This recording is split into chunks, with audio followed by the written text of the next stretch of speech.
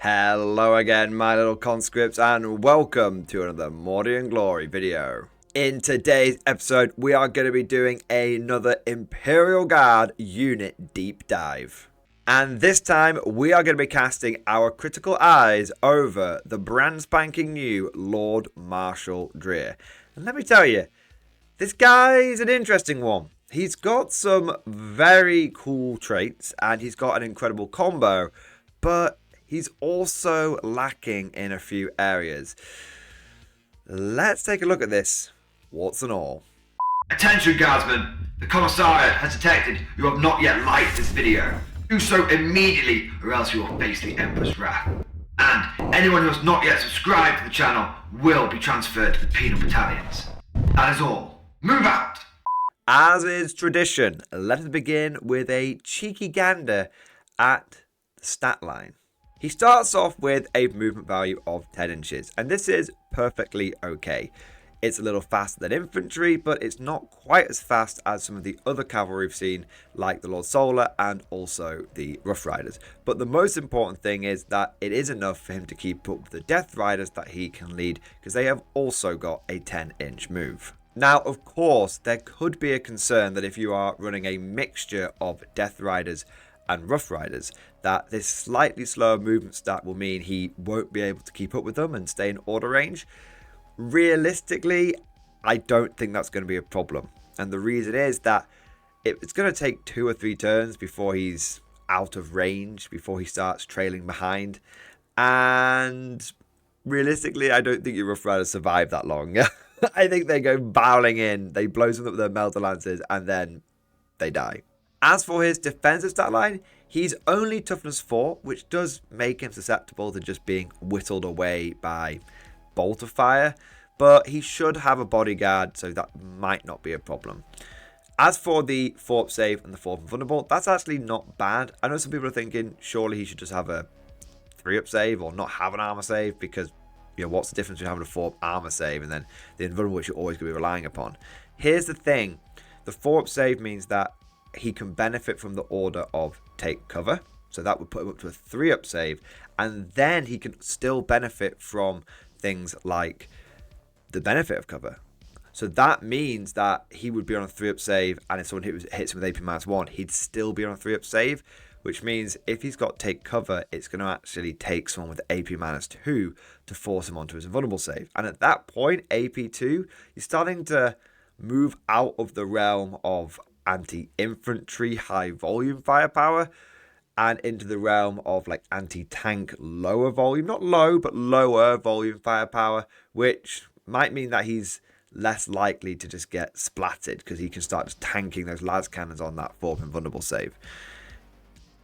Combine this with his 6 wounds and the fact that he's got a 6-up feel no pain, he has a reasonably durable stat line.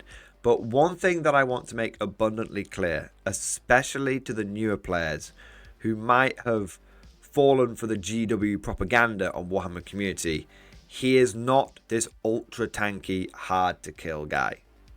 On the Warhammer community article, they made this big song and dance about how it's really hard to bring him down, how he survived all these grievous injuries, blah, blah, blah, blah.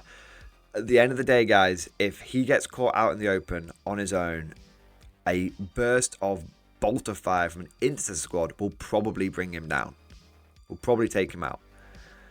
And if he starts getting hit by multiple like damage 3 weapons, which really aren't that hard to spam, when you think about how many damage weapons the guard has alone, and we're not the only army out there with damage 3, he will go down. So he is reasonably durable. He is not this mega tank that can go around lone wolfing things. He's going to need those Death Riders if he wants to survive. He's then got a leadership value of 7+, which is normal. Pretty much every guard unit in the army has a leadership of 7+, whether it is a Baneblade or whether it is a guardsman. Everyone's got 7+. The only exception to this is the Commissar models, the Commissar in the Krieg Command Squad and the Lone Commissar as well. And OC of 2 is actually cool.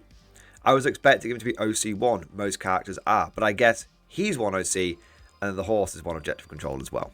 But that covers his stat line. What about his offensive capabilities with his unit composition and war gear? Well, he comes equipped with a las pistol, the saber of sacrifice, and savage claws, and he can't change that loadout at all. This is not like a command squad where the officer can have a plas pistol or bolt pistol or power pistol, whatever. No, he's got his set loadout, and that's fairly typical for epic heroes. They have their signature war gear. The thing is, this is where we get to one of those warts I was talking about, because this loadout is frankly tragic, and I am not impressed. He comes equipped with a las pistol, guys. That's his only ranged weapon. And he only hits on a 3+ with it. He doesn't even have the goddamn common courtesy to hit on a 2+. This is the weakest weapon in the game. Not just in the guard codex, like in the game, as far as I'm aware of. Like, compare this to the Lord Solar, who's got the Lord Solar's Gaze, which is basically a giant magnum, which he just blows people's heads off with. It's like damage 2. It's like 2 shots, like strength 8 or something bonkers. And then you've got a las pistol. This is like the big character, GW. This is the character that people have been waiting for years. A Krieg Marshal on a horse. And you've given him a las pistol. Like, at the very least, if you're going to give him a generic weapon, give him a bloody plasma pistol. Give him a bolt pistol. But realistically, this should have been some signature item that was on the same level as the Lord Solar's Gaze. Right now, this is basically a waste of paper to be printed on. And it gets a little bit better with his melee weapons, but I was expecting a lot more. Again, Games Workshop build this guy as some kind of like combat character for the guard. I think a lot of us were hoping for an inheritor to Colonel Ironhand Strachan. If you're a new player, brand new to guard with the 10th edition codex, Strachan is a character that we had over the course of many editions, including the 10th edition index, and he was an absolute combat beast. He could go around slaying hive tyrants on his own. Really, really cool. But he unfortunately didn't make it into the 10th edition codex. And so when GW announced Lord Marshal Drier, I know that many of us were like, okay, Strachan's going away, but at least if Drier can sort of pick up the torch, it'll be all right. But it's just not there. The Saber of Sacrifice is anti-infantry 4+. I mean, that's all right. That's okay. But it's 6 attacks, weapon skill 2, strength 6, AP -2. That's all good. So we've got anti-infantry, we've got all this. And then we get to the damage, and it's damage 1. What the hell, man? This guy can't even cut up a couple of Space Marines. I mean, if we go through this, he's got 6 attacks. He's going to drop one of them, so he gets 5 hits. He's going to drop at least one of them on the to wound, wounding on 3s. So let's be generous, say he gets 4 wounds. Space Marines are going to be on a 5-up save. Realistically, they're going to save at least one of those, and he's killed like 1.5 intercessors. What the hell? This guy is meant to be the cavalry commander. He's meant to be chopping down the enemies of the Imperium left, right, and center, and he can't even take on a couple of MEQ. That's Marine equivalent. Yeah, and then the extra attacks from the Savage Claws are okay, but they're nothing to write home about. So his stat line is decent. It's okay, but his offensive output is very disappointing. I think you could fix this entire thing by giving him damage 2 and maybe giving him Lance. That's, I think, the way you fix the entire thing. Even if his points had to go up, I think that needs to be done. So give him a plasma pistol that like doesn't overheat. That can be like his signature like pistol, and make the Saber Sacrifice actually feel worth it. But let's move on to something a little bit more positive and take a look at his abilities, which are all actually really good. Let's begin with his unique ones, starting off with Tough to Kill. The first time this model is destroyed, roll 1d6 at the end of the phase. On a 2+, set this model back up on the battlefield as close as possible to where it was destroyed and not within engagement range of any enemy units, with d3 wounds remaining. Now, if you're a new player, it's important to understand the significance of him getting back up at the end of the phase. Your instinct is going to be, when he dies, to roll the dice there and then to see if he gets back up. But that's not actually correct, and you might be screwing yourself over if you do that. Because if he dies halfway through your opponent's shooting phase, gets back up, and you just roll to get him back up there, well then your opponent might make the mistake, or you might make the mistake of shooting him again. But you can't do that because he doesn't get back up until the end of the phase. So let's say your opponent, guns him down halfway through the shooting phase.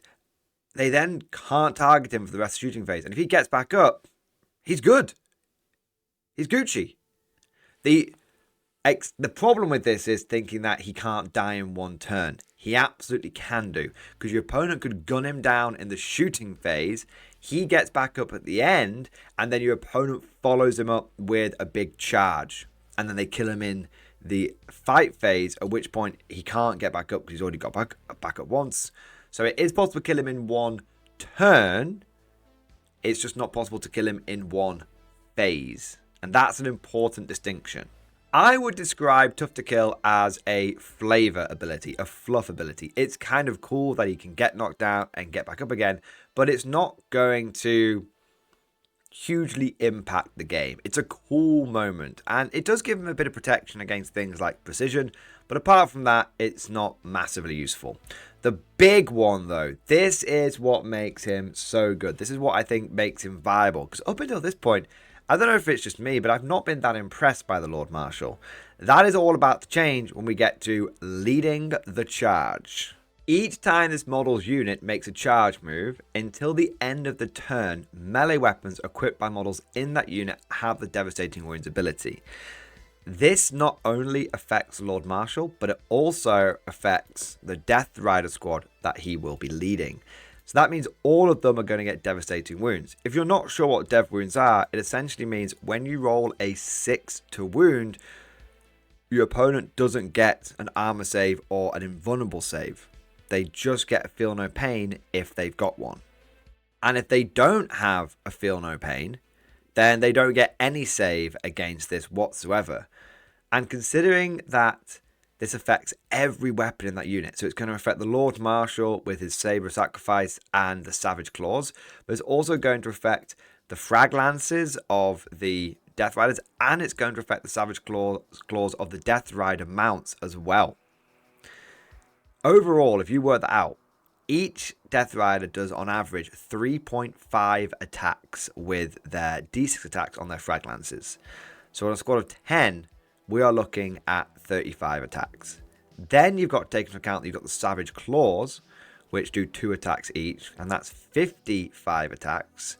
And then you've got Lord Marshal, who's going to add another attacks onto that, and we're looking at 63 attacks. If you give the unit fixed bayonets, it means that they're going to be hitting on 2s with the Frag Lances, they're going to be hitting on 3s with the Savage Claws. And once you get all the way through, this ends up doing between 8 and 9 Devastating Wounds. That's actually really solid. 8 or 9 Devastating Wounds is enough to finish off even the toughest enemy targets. Now, it's probably not going to bring down a knight by itself, but softening a knight up with some long-range firepower, softening that big demon up with some long-range firepower, and then sending the cavalry in, led by Lord Marshal Drier, that is a really, really effective 1-2 punch.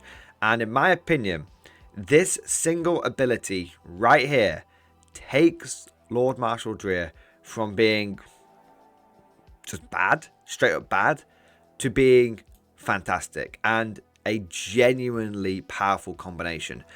Considering how many Death Riders and Marshal Driers we're probably going to see because of the Krieg box and all that kind of stuff, I wouldn't be surprised if this becomes a very natural combo for a lot of Guard players, both new and veteran alike. I hesitate to say it's an auto-include, but it's definitely competitive and it's definitely viable. The last ability of the Lord Solar is he can do orders like any good officer, and surprisingly he can do 3 orders to regiment units. That's really cool.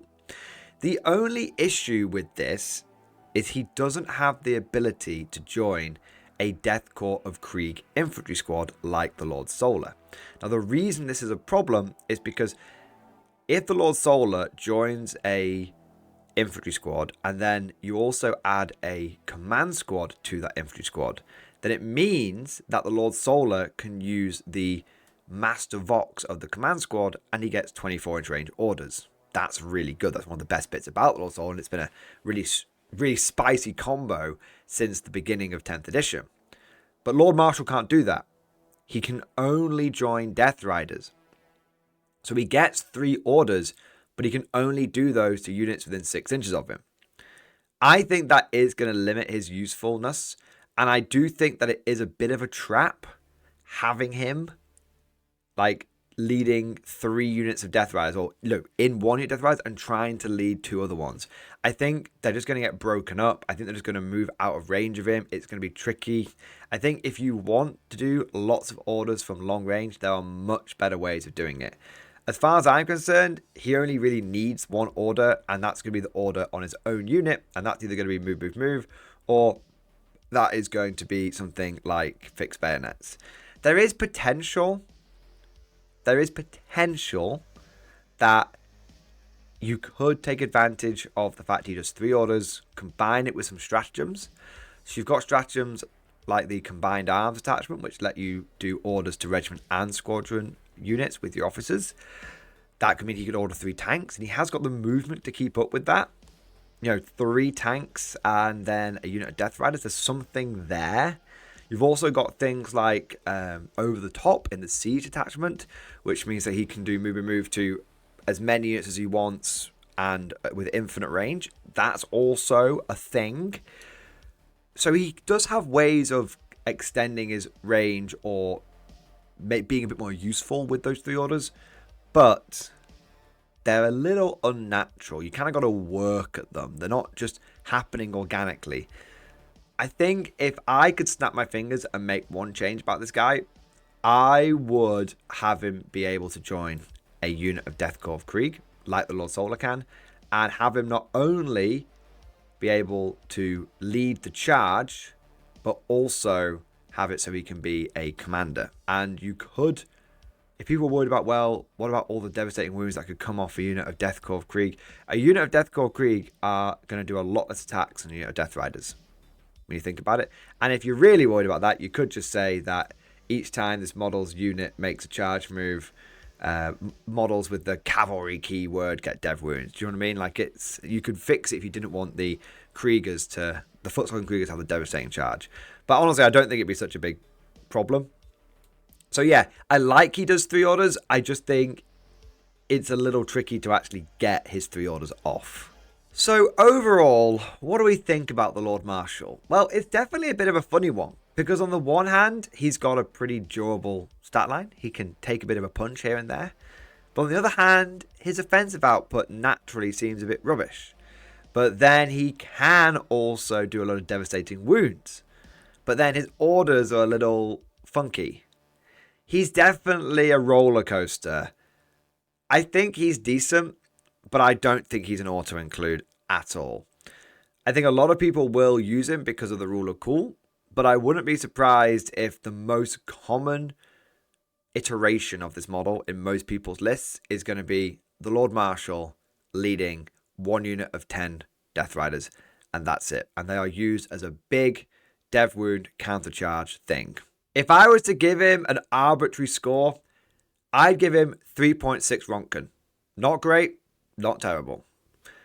But of course, all of this is just like my opinion, man. Let me know what you think down in the comment section below. What is your opinion of the Lord Marshal? Is he hit? Is he miss? Do you take him for the drip? Or are you more competitively minded and you think there are better options out there? If you enjoyed today's video, don't forget to go ahead and smash that like button and also subscribe. It really does boost the video with the old YouTube algorithm. Would you like to know more? If so, then please consider becoming a channel member or patron. By supporting the channel, not only will you be doing your part, but you'll also be helping me create more content for your viewing pleasure and unlocking a whole host of perks. You get everything from a badge next to your name, custom emojis, but the big one is access to the Mordian Glory Discord server, an online community with almost 2,500 active members. It's always popping off in the MG Discord. We've got channels for army lists, hobbying, tactics, stories, and even a pretty spicy meme section as well. For all you greenhorns that wanted to see the Mordian glory hole, today is your lucky day.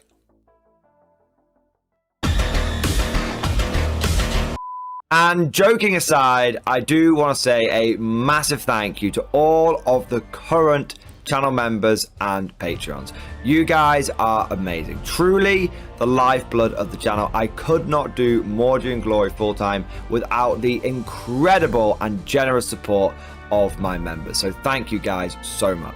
And last but certainly not least, I want to say a personal thank you to all of my top tier Patreons. These are the War Masters, the people who have truly gone above and beyond the call of duty. So a heartfelt thank you to Alex Dengal, Bon Vert, Lord Prior, Mark Panconi, RJ Scorpion, Swordfish Trombone, Try Again Bragg, John Stubbs, Nick Walsh, Diesel Fox, and August Barney.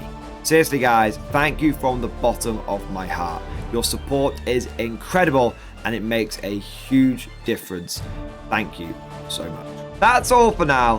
Hope you've all enjoyed today's video, and of course, as always, see you guys next time.